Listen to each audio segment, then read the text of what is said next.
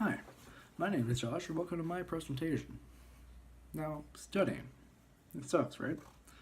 Sometimes it just doesn't seem to work and it stresses you out, but there are better ways to study, and that's what I'm here to show you.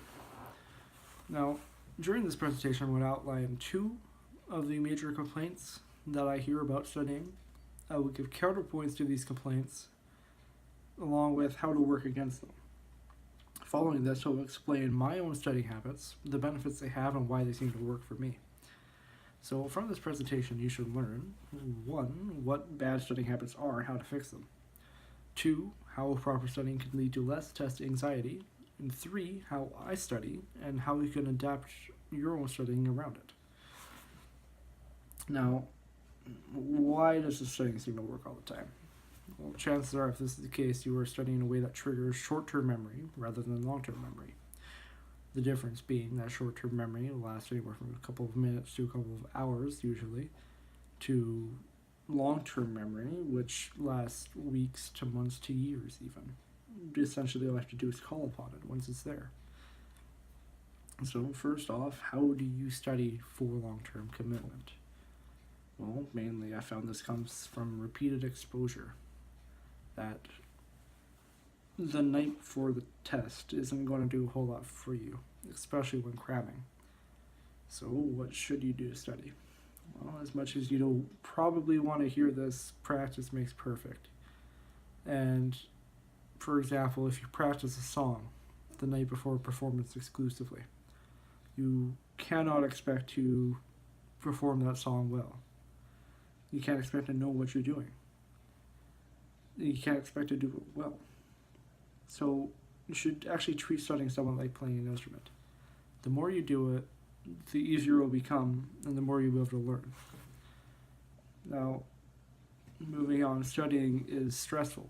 It's like having to teach yourself everything about a course all at one time. And yes, this is true if you study in a way that allows for this. It sounds somewhat condescending, but it's true.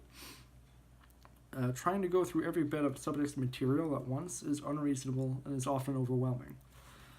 So in a scenario like this, the best thing to do would be to section out the material into its major points. For example, if you're studying for an exam, rather than trying to review all the material piece by piece, you should instead break it down into its major points and focus on learning those. From here, once you feel confident in the major points, you can look into the secondary points. What would essentially be the major points within the major points, and find ways to connect them to the major points, link them to one another. This process can be repeated, although personally I wouldn't recommend going past the tertiary points. Just keep in mind to create the links between each point. So now these links. What do I mean through these links?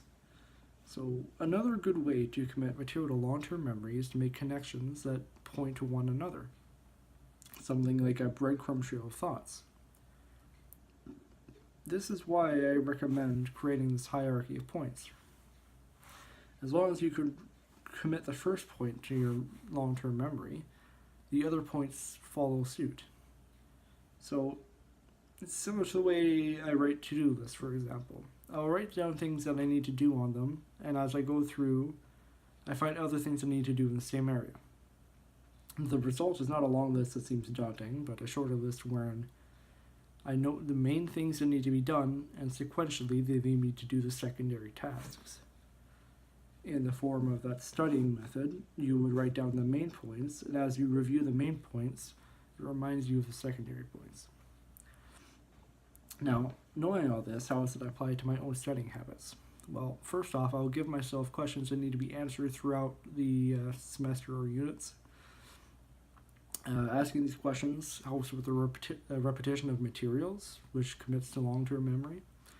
Furthermore, after each unit, as well as prior to any test, I will create a review for myself of the materials in the form of a quiz. I will read the information needed, writing down all the major points and forming them into questions. This is more repeated exposure. Then, without aid, I will attempt to answer the questions, followed by self-grading. This form of studying takes place over a long period of time, is repetitive in nature, and allows for commitment to long-term memory. So the previously mentioned quizzing after each unit or chapter also reduces stress that I feel when preparing for a test or exam. Now, because I have these quizzes made through each unit, it's easy for me to section off the material that I need to learn, and allows me to focus more on the main points. Furthermore, I can use these quizzes themselves as the testing material for the exam. Now, what can you take away from this? And how can you learn to study from this? Well, the reason I form my study habits is in this manner is due to the way that I learn, being mainly tactical, learning through doing. So forming these questions and answering them means that I'm not only reviewing the material repetitively, but I'm also working with it. Now, this manner will not work for everybody, as people learn in many ways. Though, for example, I could think of people who learn through teaching other people best. So they can create flashcards. They'll write down questions or they'll write down notes on flashcards and ask them to other people. The matter of writing down these notes on flashcards is exposing them to the material. It's repetition. Reading these questions to the other person is repetition. Knowing what you're talking about to help answer the person or looking up the answers for these materials is repetition. It all helps commit to long-term memory. So now we're near the end. During this presentation, I introduced two of the most complained about areas of the studying process and looked into how to adapt your methods around them. So these complaints were why studying, especially cramming, doesn't seem to work for most people, and why taking a more gradual approach to studying so that the flood of information doesn't cause as much stress. Closing off with how I approach studying with an example of how I adapt it to a way to learn, how to adapt it to a different way to learn. So to conclude this presentation, I would want to express my motto when it comes to studying, which is learn to do and do to learn. Simply reviewing what you do without applying the material to me is pointless, though the same is not the case in the opposite application. If you try to do something, you will almost always learn something but through doing it. If you want to do something, just do it. There's no better way to learn. This concludes my presentation. Thank you for watching and goodbye.